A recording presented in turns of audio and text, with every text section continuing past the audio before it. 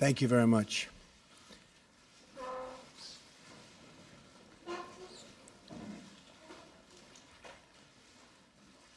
Chancellor Merkel, it is a great honor to welcome you to the People's House, the White House. Our two nations share much in common, including our desire for security, prosperity, and peace.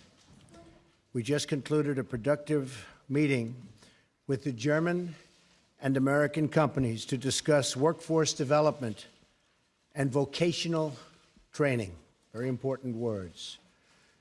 Germany has done an incredible job training the employees and future employees and employing its manufacturing and industrial workforce. It's crucial that we provide our American workers with a really great employment outlook. And that includes making sure that we harness the full potential of women in our economy. My administration is in the process of rebuilding the American industrial base. A stronger America is in the interest, believe me, of the world as a whole. I reiterated to Chancellor Merkel my strong support for NATO, as well as the need for our NATO allies to pay their fair share for the cost of defense. Many nations owe vast sums of money from past years, and it is very unfair to the United States. These nations must pay what they owe. During our meeting, I thanked Chancellor Merkel for the German government's commitment to increase defense spending and work toward contributing at least 2% of GDP. I want to thank the Chancellor for her leadership in supporting NATO and its efforts in Afghanistan. This has come at significant cost, including the lives of over 50 German soldiers whose sacrifice we greatly honor. I also appreciate Chancellor Merkel's leadership, along with the French president, to resolve the conflict in Ukraine, where we ideally seek a peaceful solution.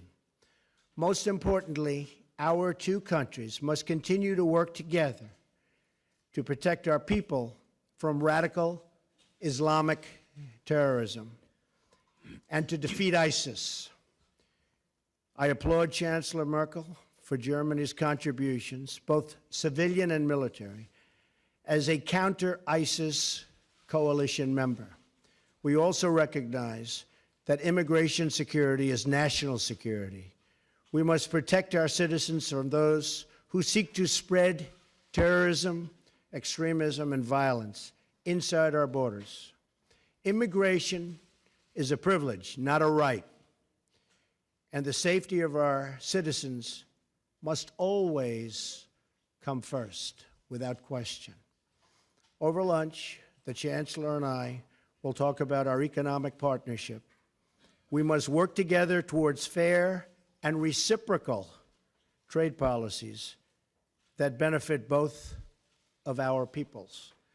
Millions of hardworking U.S. citizens have been left behind by international commerce, and together we can shape a future where all of our citizens have a path to financial security.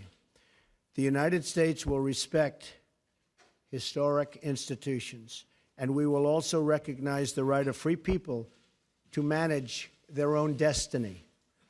The close friendship between America and Germany is built on our shared values. We cherish individual rights, we uphold the rule of law, and we seek peace among nations. Our alliance is a symbol of strength and cooperation to the world.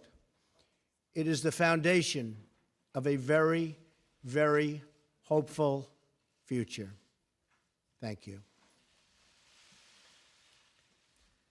Sehr geehrter Herr Präsident, meine Damen und Herren, es ist mir eine große Freude, hier heute im Weißen Haus zu sein und mit Präsident Donald Trump ein erstes persönliches Gespräch zu führen.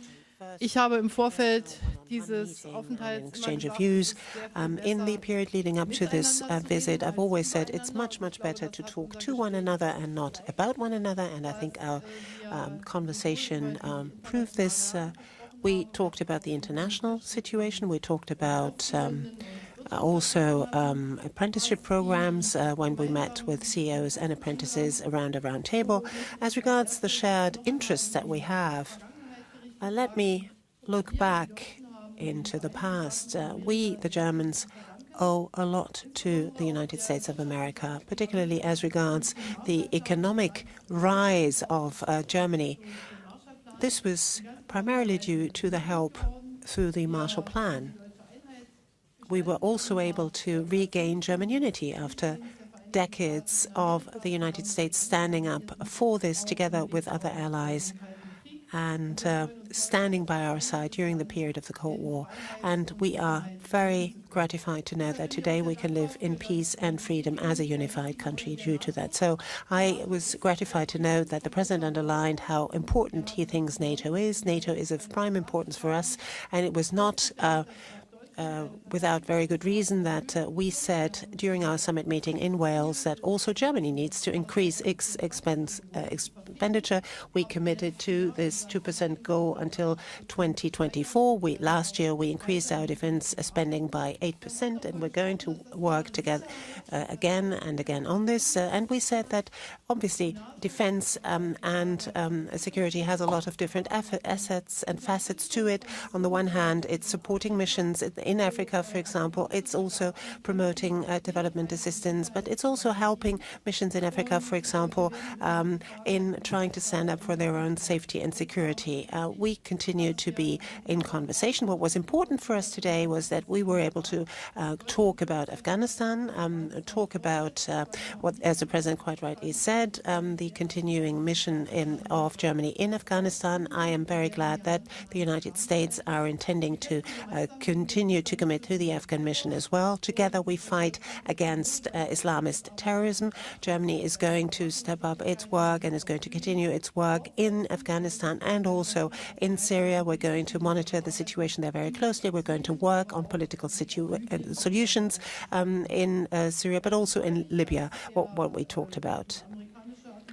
I am very gratified to know that the American administration and also the President personally commit themselves to the Minsk process. We need to come to a solution of this problem. There has to be a safe and secure solution for Ukraine, but the relationship with Russia has to be improved as well. Once the situation there on the ground is clarified, Minsk is a good basis, but unfortunately we haven't made yet the headway that we want to, but we are going to work together with our experts in the next few months to come on this issue. I am also here in my capacity as G20 President. You know that we will be hosting the G20 the G20 summit, this year, and I'm very pleased that the President has committed to attending this summit. We're going to talk at some length over lunch about the issues. We say trade has to be rendered fairer. There has to be a win-win situation. We can talk about the details of that. We've already seen today when we had an exchange with our CEOs and also with our apprentices what sort of potential we can tap, what sort of potential our two economies have. It's very moving to see, particularly meeting with these young people, what sort of work towards the future is being done by our companies there. So particularly in this period where we are transiting from traditional manufacturing to Industry 4.0, capacity building, skills are so important, incidentally, not only for young people, but also for those who maybe have lost their jobs and need to be reskilled in order to find a job again. And that is an issue I know is very important for you here in the United States, but it's also important for us in Germany. So I can say there are a number of issues where we will continue to cooperate very closely on the level of our experts, but also on our level. We had a very good first exchange of views, so I'm very much looking forward to the talks we will have over lunch. Thank you. Thank you very much. We'll do a couple of questions. Mark Halpern. Thank you. A lot of Americans now have anxiety, like 8 years ago, as the government here debates what to do about health care. So I wonder if you can tell people what your bottom lines are, what's non-negotiable. You talked in the past about saying no one should deny health insurance if they can't afford it. You talked about no. The gentleman needs to use a microphone. Are those part of your bottom line? Would you veto any piece of legislation that violated those? Madam Chancellor, I'd like to ask you. President Trump's got a different style than the most recent past U.S. president. I'm wondering what you think of that style. If you think it's good for the world, or if you've got any reservations. Thank you both. Thank you, Mark. We just have a really wonderful group of people meeting later. We met with 12 pretty much no's in Congress. You saw that a little while ago, and they went from all no's to all yeses. And we have a lot of yeses coming in. It's all coming together. We're going to have great health care. It's going to be passed, I believe, I think substantially and pretty quickly. It's coming together beautifully. You have the conservative groups. You have other groups. Everybody wants certain things. In the end, we're going to have a great health care plan. Now, I have to tell you that Obamacare is a disaster. It's failing. I was in Tennessee. We had a tremendous crowd the other night, and they have half of the state is uncovered. The insurance companies have left, and the other half has one insurance company, and that'll probably be bailing out pretty soon also. They have nobody. You have many states where they have one, and you have a lot of places now where they'll have none. Obamacare will fail. It will fold. It will close up very, very soon if something isn't done. I've often said politically the best thing I can do is absolutely nothing. Wait 1 year, and then even the Democrats will come say, please, please, you got to help us. But it's not the right thing to do for the people. We have a great plan. We have a plan that's getting more and more popular with the Republican base, with the conservative base, and with people generally.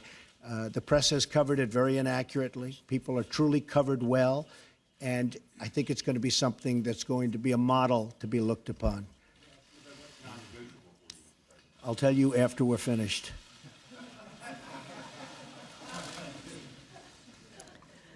Ja, danke schön.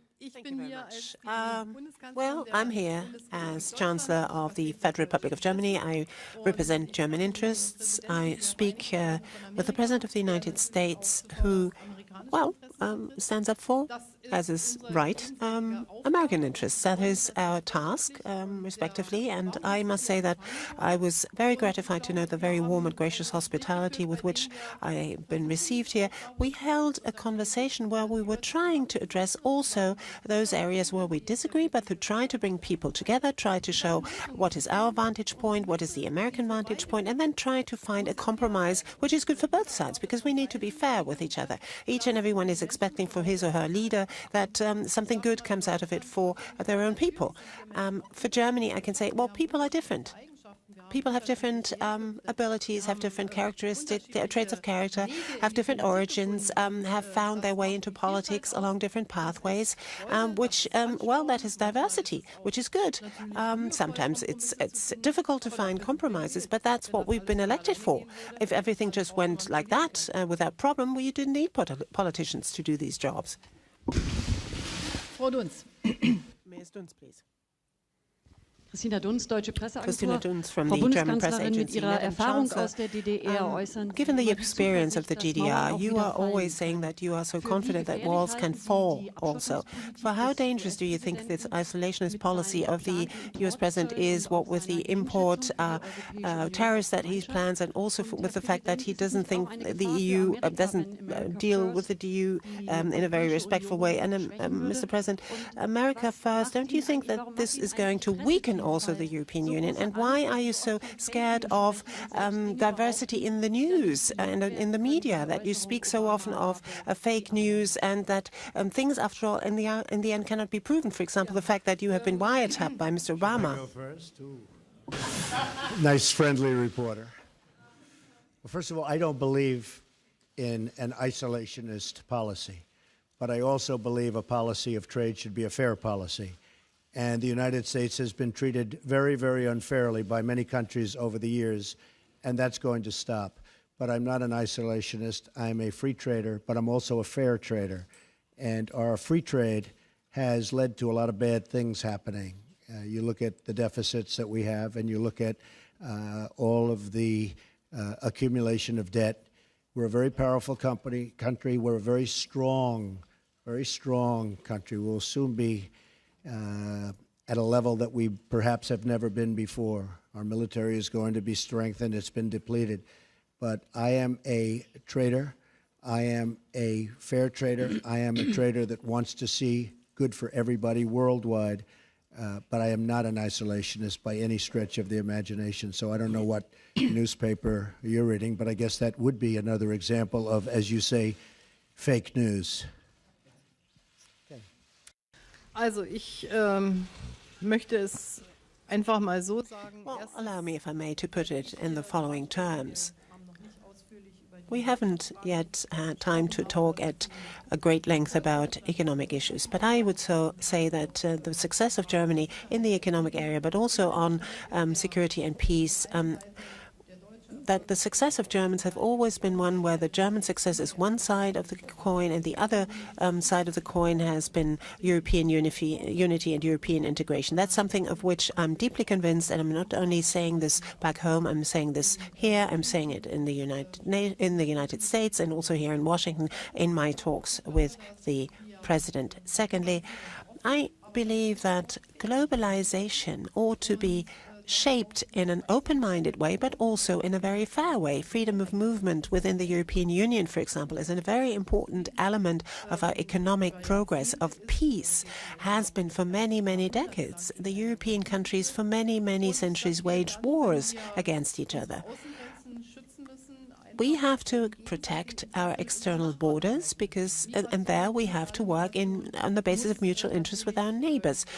Migration, immigration, integration has to be worked on. Obviously, traffickers have to be stopped, but this has to be done while looking at the refugees as well, giving them opportunities to shape their own lives where they are, help countries who right now are not in an ability to do so, sometimes because they have civil war. I think that's the right way of going about it, and this is obviously what we have an exchange of views about. But my position is the one that I've just set out for you. I might add that we have many plants and factories coming back into the United States. Many jobs are coming back to Michigan, to Ohio, to Pennsylvania, to a lot of places where they were losing jobs. And we will have a different policy, but it's going to be a great policy for not only the United States, but a great policy worldwide. And I look very much forward to it. Kevin Cerulli. Yes, Mr. President. You have received the commentary. What exactly, sir, do you think will unify this Republican Party? And then in terms of trade, what areas of common ground do you think you'll be able to have with German governments? And then Chancellor Merkel, what do you anticipate could be the concession points that you would be willing to give to the administration in terms of how to negotiate trade? Well, Kevin, I think we have a very unified Republican Party. After all, we have the presidency, we have the House, we have the Senate, and we're getting along very well, I will tell you. And if you were at the meeting that I just attended, where we took 12 no's or semi-no's, no yeses, and within a short period of time, everybody was very much on board, and a commitment to vote yes.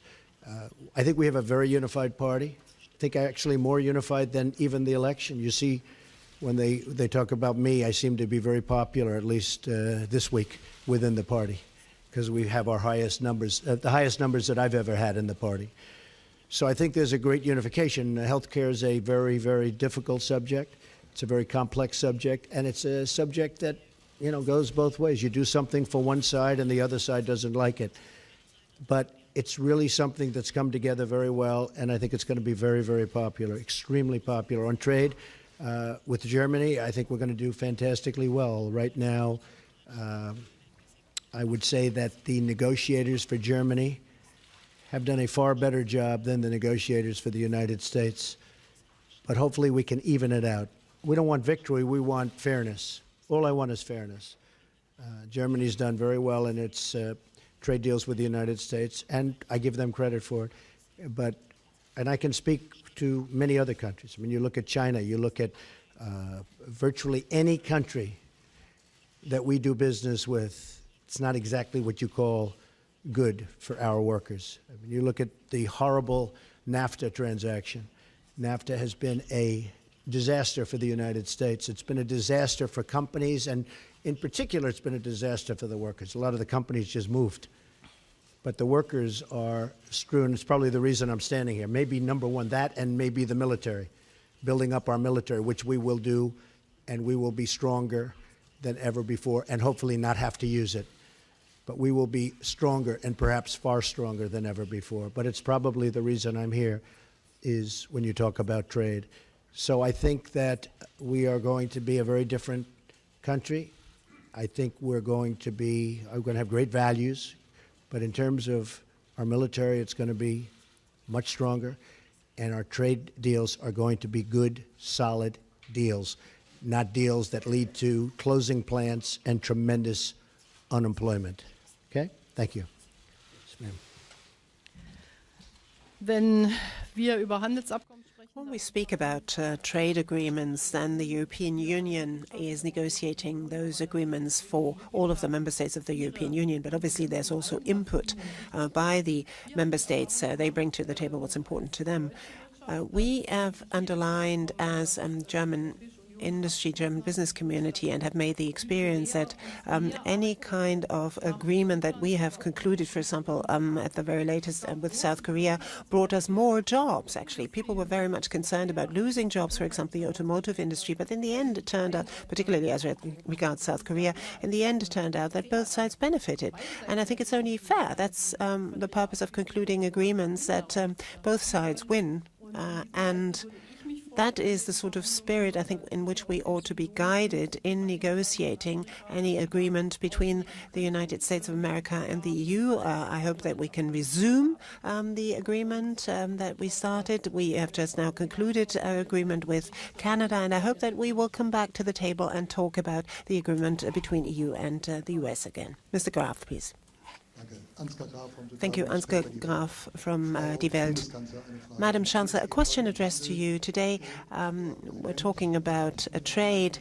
The President in the past always said that he doesn't like multilateral trade agreements but prefers bilateral trade agreements.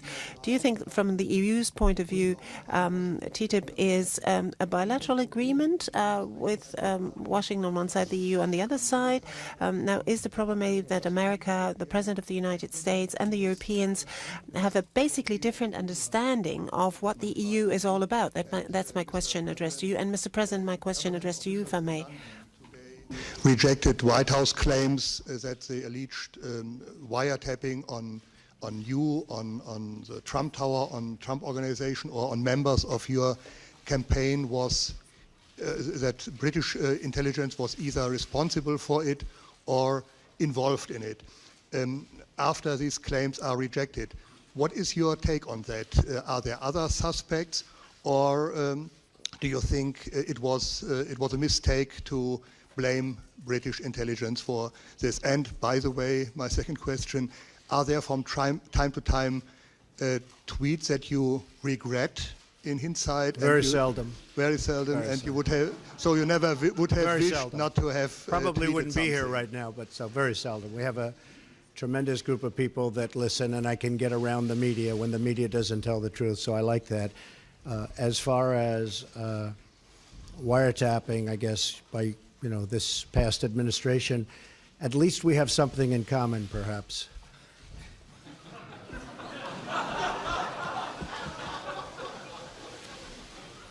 And just to finish your question, we said nothing.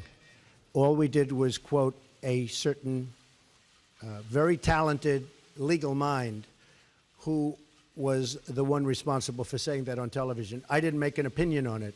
That was a statement made by a very talented lawyer on Fox. And so you shouldn't be talking to me, you should be talking to Fox. Okay? Okay, thank you. Ja, ich glaube, dass der Präsident seine I believe Philosophie that dargestellt hat, was the President has clearly set out his philosophy as to what trade agreements have to bring about for the American side as well. I personally don't think that Germany needs to negotiate and not the European Union. We've devolved our competences to the European Union, so the European Union, or rather the Commission, negotiates on behalf of the member states. So that's not going to prevent us from concluding agreements. For me, indeed, this would be then qualify as a bilateral agreement between the EU and the United States if we had it. But the question is, will it be of benefit to both countries or not? And let me be very honest, very candid. A free trade agreement with the United States of America has not always been all that popular in Germany either. There have been less demonstrations against this free trade agreement in the United States than in Europe and also in Germany. So I am very glad to note that apparently the sort of perspective on that has changed a little bit, at least in Germany too. Thank you very much. Great honor. Thank you. Thank you, ma'am.